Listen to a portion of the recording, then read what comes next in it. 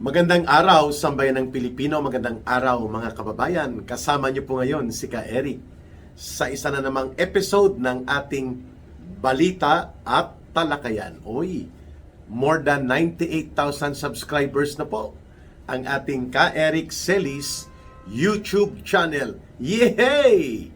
Utang na loob ko po yan sa inyo, sa inyong kabutihang loob at pagsuporta, pagtitiwala at pagmamahal sa ating pinapanindigan po na advokasya para itaguyod at isulong ang mabuting pamamahala para sa ating mga kababayan laban sa kabulukan, kaabusuhan at mga pandarambong at pangungurakot na nagaganap sa kasalukuyang administrasyon nila Marcos at Romualdez. Hindi po maaabot ni Ka Eric at ng ating channel ang paglago na ito kung wala po sa inyong tulong. Kaya saludo at maraming salamat po sa inyo, including po ang aming pagpapasalamat ni Ma'am Lorraine Marie Badoy sa patuloy na paglago at pag-angat ng ating channel at ng ating programa sa Bigwas ng Agila. Ayan. Uy mga kababayan, may breaking story tayo sa episode na to sapagkat hindi lamang ang tungkol sa naging pahayag ni Senator Amy Marcos, ang tinaguriang the prodigal presidential sister. The prodigal talaga sa punto de vista yan ni Marcos Jr. at ng asawa nito na si Lisa Araneta at ang triumvirate nila, the evil triumvirate na tinatawag sa Pilipinas, pati si Romualdez. The prodigal sister, si Senator Amy Marcos. Mapait po yung mata ni Ka Eric kaya naluluha po ako. At the same time, natatawa sa mga pangyayaring ito. Sinagot po ni Reyna Mercedes, bayan yata ito sa Isabela, Northern Luzon. Ang pagiging Vice Mayor yata ni Attorney Respicio, Harold Respicio, ay sa province ng Isabela. Ito ang Reyna Mercedes. Iyon. Si Attorney Harold Respicio po ay nagpalabas ng kanyang maikli lang ngunit malutong na sagot sa NBI Director sa pagsasampa ng kaso o isinasagawang reklamo at case build-up. Dahil po sa pareho kaming kaso, inciting to sedition, sa kanya may dagdag lang. Inciting to rebellion, sa akin wala ako noon, tsaka yung unlawful use of means of publication. At ang sagot ni Attorney Harold Respicio, sabi niya, yay! Very animated yan eh. Si Attorney Respicio pag nagsalita, yay! Gumaganon po siya mga kababayan. Abogado po ito at the same time certified public accountant. No? Magagandang paaralan ang pinagmulan niya.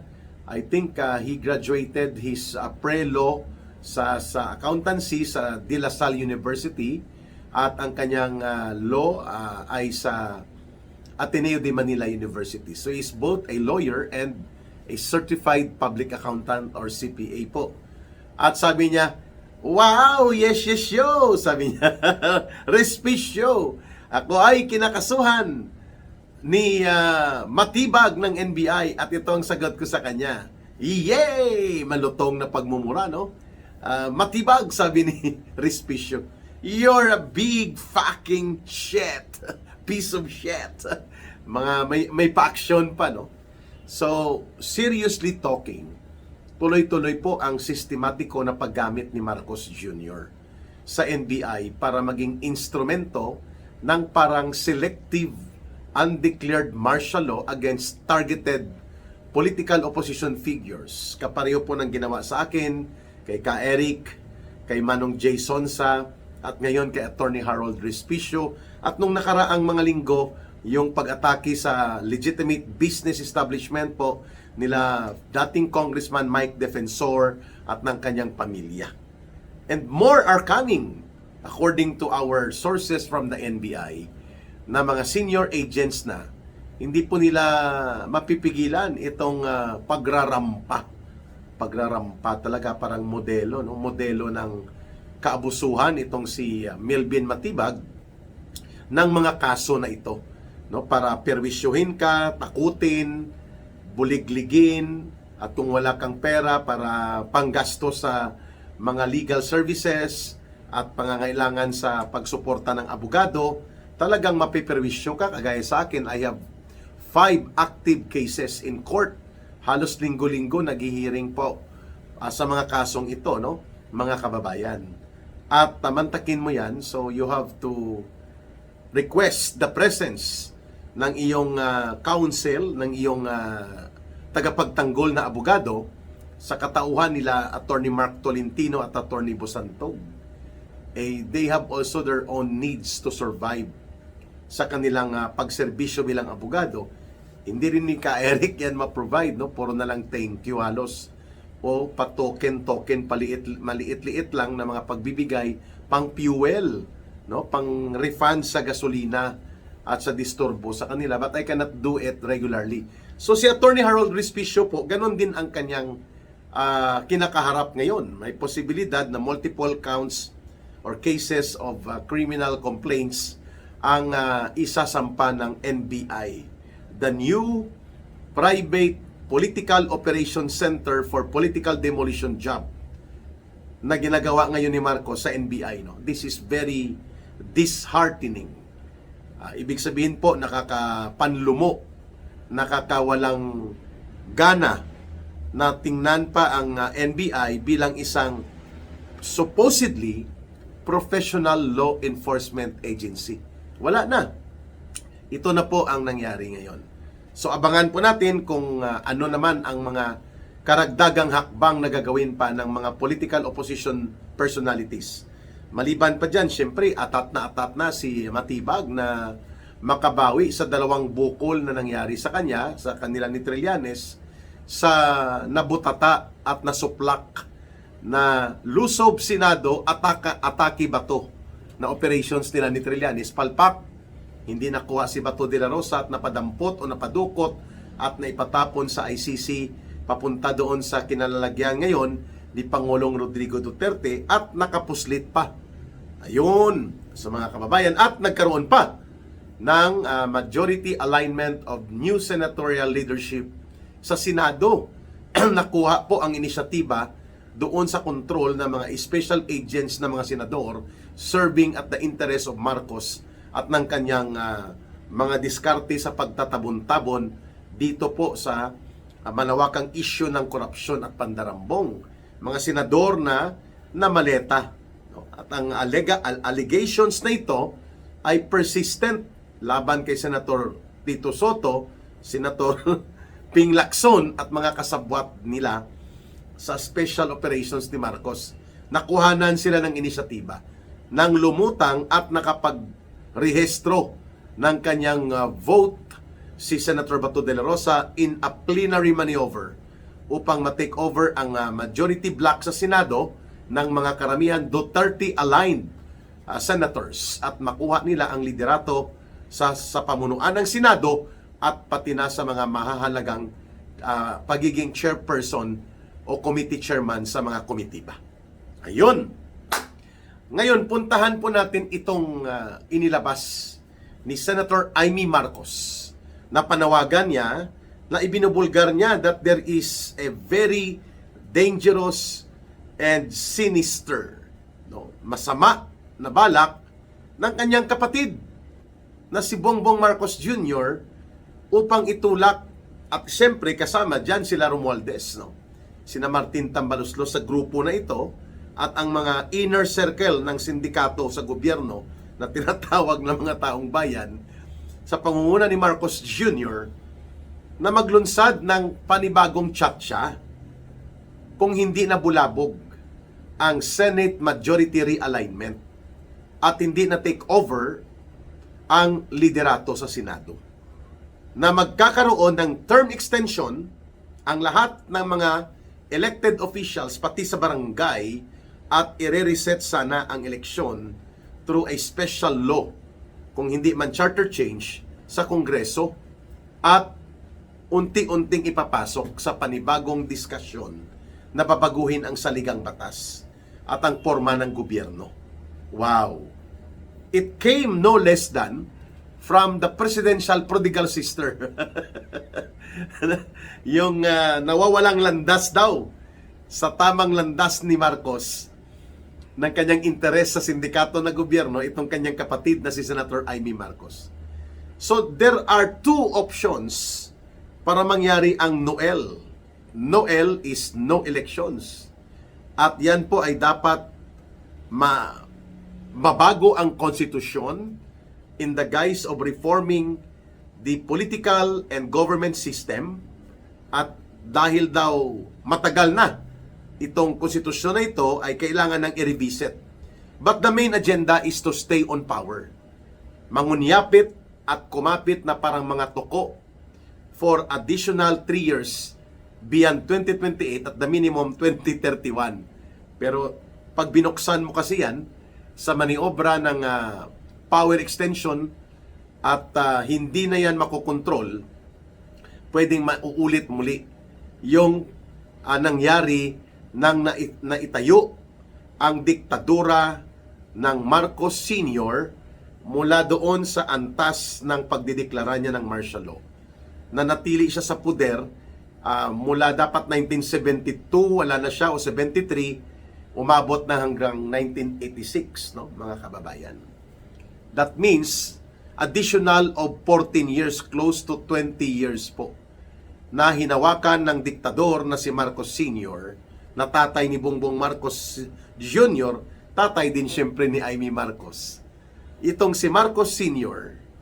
na nagkaroon ng pagkakataon na ikontrol at imonopolyo ang kapangyarihan sa gobyerno dahil po nakontrol niya mismo ang lahat ng ahensya ng gobyerno at sunod-sunuran sa kanya ang Armed Forces of the Philippines, kaya walang makapalag at hindi po napigilan ang naturang pagkamkam sa kapangyarihan.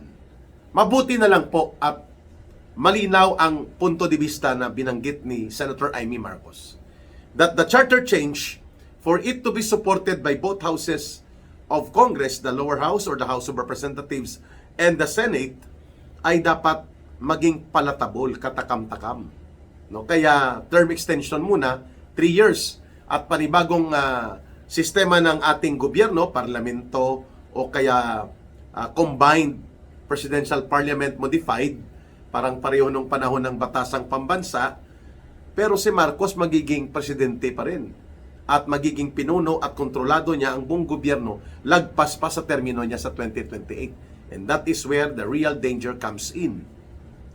Once ang kapangyarihan at poder sa mamamayan po na magtakda ng mga termino ng office o kapangyarihan na may hangganan ay tinanggal mo sa kanya at wala ng democratic exercise of electoral rights of the people to determine their public officials from the president down sa mga opisyal ng gobyerno, patungo po ang ating bansa niyan sa isa na namang panibagong yugto ng diktadura without the open public declaration of a martial law, the way it was done during the time of the previous Marcos Sr. government.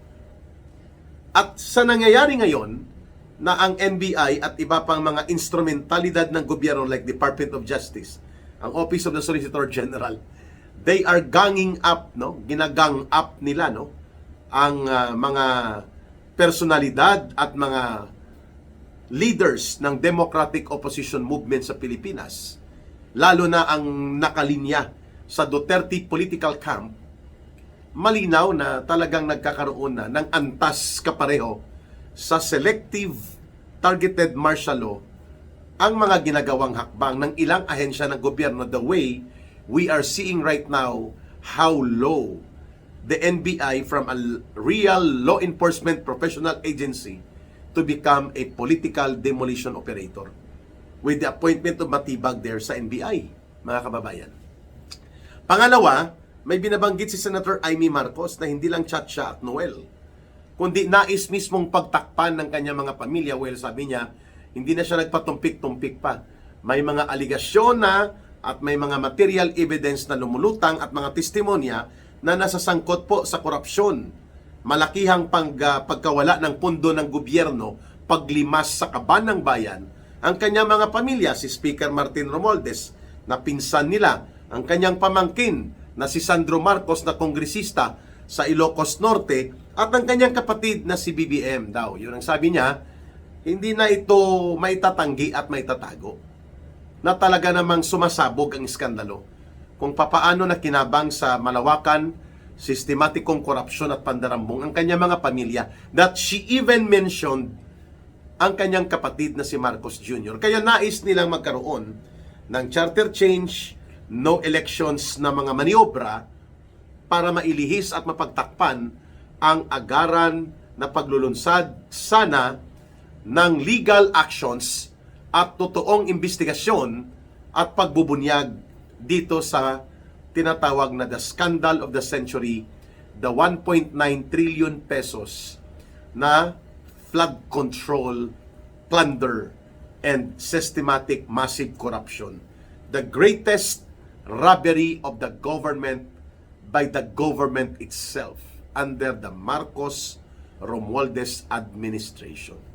So nakaangkla ang no-el scenario, no elections in 2028 and no more Sara Duterte in 2028 at no more Senate na hindi sumusunod sa kagustuhan ng Malacanang, kaya kailangang kapunin ang Senado by using itong taktika na mag-charter change, i-reforma ang gobyerno, mag-restructure, pero ang pinaka-substance ng purpose na ito ng no election scenario and charter change maneuver ay ang pananatili sa poder nila Marcos, nila Romualdez, and they will maneuver their power and authority para mawala na parang bula at hindi po sila mapapanagot at mapaparusahan at mababawian ng kayamanang pinagnanakaw nila mula po sa paglimas nila at pandorobo sa kaban ng bayan. Mabuti po at naibulgar ito sapagkat tinanong nga si Senator Amy Marcos ng I think it was Karen Davila. Sabi niya ni Karen Davila, hindi kaya ikaw ay isyuan ng tagapagsalita ng Palasyo ng Malacanang in behalf of the President, referring to the Barker, the Marites, itong si Aling Claire Marites Castro nga, nagpapalaganap ka ng chismis. Sabi ni Senator Amy Marcos, sila nga, binabanggit niya sina Marcos, yung kausap ko mismo galing doon sa meeting nila. Oh, so there was a secret meeting or series possibly of secret meetings involving key personalities. Siyempre at the compass of Marcos Jr. And mind you, on Tuesday, I think that would be May 26, may National Barangay Captain Assembly na ipinatawag si Marcos Jr. Series ito next week at ang mga mahigit 42,000 na mga barangay captains titipunin sila. Kung hindi man lahat sa National Capital Region, ay mayroon pong mga regional level na assemblea. At ito ay kumpas ng Office of the President. At ang ini-estimate na pera na gagastusin, mga 8.7 billion pesos. Kasama na po dyan ang expenses sa travel and accommodation at ang pabaon. Wow! Allegedly 200,000 per barangay captain. Ito na ba ang binabanggit ni Senator Amy Marcos na elemento ng iligal na pagkonsolida at pagmonopolyo ng poder ni Marcos at pananatili niya sa kapangyarihan na tinatimingan lang nila na magkaroon ng dahilan para i-take over ang ilang functions of the government in the guise of preserving stability for the country. Pwedeng magkaroon ng scenario of destabilization using acts of terrorism or plan to execute terrorism para magkaroon ng emergency power si Marcos at series of events can unfold na pwedeng related ito sa self-designed, dinisenyo mismo na uri ng crisis that can put Marcos on top of the situation using extraordinary powers provided for him by the Constitution in the guise of preserving government authority and state function. Wow! Ibig sabihin po, posibleng magkaroon ng attack me, terrorize me. Yun ba ang ibig sabihin? Posibilidad po yan para ma-justify ang Noel. At syempre, the convenient excuse, ituturo po ang opposition group ng mga Duterte. Ang pagtatago at pag-iskapo ngayon ni Senator Bato de la Rosa can be attributed to that, na magkaroon ng kaguluhan sa Mindanao, pero calibrated and self-designed by the government itself. Ito po ang mga teorya na lumalabas dito sa possibility how to justify a Noel in 2028. Noel is no elections. At paano po lalamutakin, no? At lalambutsingin ni Marcos at ng mga tauhan niya ang konstitusyon para mabigyan siya ng legal framework to consolidate and monopolize power illegally, pero magiging legal dahil kanilang lalambutsingin ang konstitusyon at babaguhin ito. At yun nga ang ibinulgar ni Senator Amy Marcos. Talagang ang kapangyarihan, kapag hindi po ito iningatan at ginamit ng tama sa interes ng taong bayan, ikaw talaga ay malalasing at magugumon ka sa lason ng kapangyarihan. At hindi ka lamang magnanakaw at mandurobo at mandarambong sa kaban ng bayan, kundi magiging bulok ka na rin sa layuning mananatili ka hanggat maaari sa kapangyarihan at poder kahit na tatapakan mo na ang demokrasya ng sarili mong bayan. Doon tayo patungo kung ating titingnan itong pagbubunyag na ginawa ni Senator Amy Marcos laban mismo sa kanyang kapatid na si Bongbong Marcos Jr. at sa mga alipores nito sa isang sindikato na uri ng gobyerno na umiiral sa kasalukuyan. At dapat nating bantayan sapagkat taong bayan pa rin po at sama-samang pagkilos ng nagkakaisang mamamayan na matapang po na maninindigang itatakwil at lalabanan natin ang panunumbalik ng diktadura at pangangamkam ng poder at kapangyarihan at ang pagkamatay ng demokrasya sa ating bayan. That we have to prepare. Maraming salamat mga kababayan sa inyong pagsubaybay at panonood at pakikinig sa ating Ka-Eric Celis Balita at Talakayan. Mahalin natin ang bansang Pilipinas. Walang ibang magmamahal nito kundi tayo ring mga Pilipino. Para sa Diyos at sa Pilipinas nating mahal, may God bless everyone and may Allah will be with those who are Muslim brothers and sisters. Maraming salamat muli. Bye for now. Ito po si Ka-Eric. Mabuhay!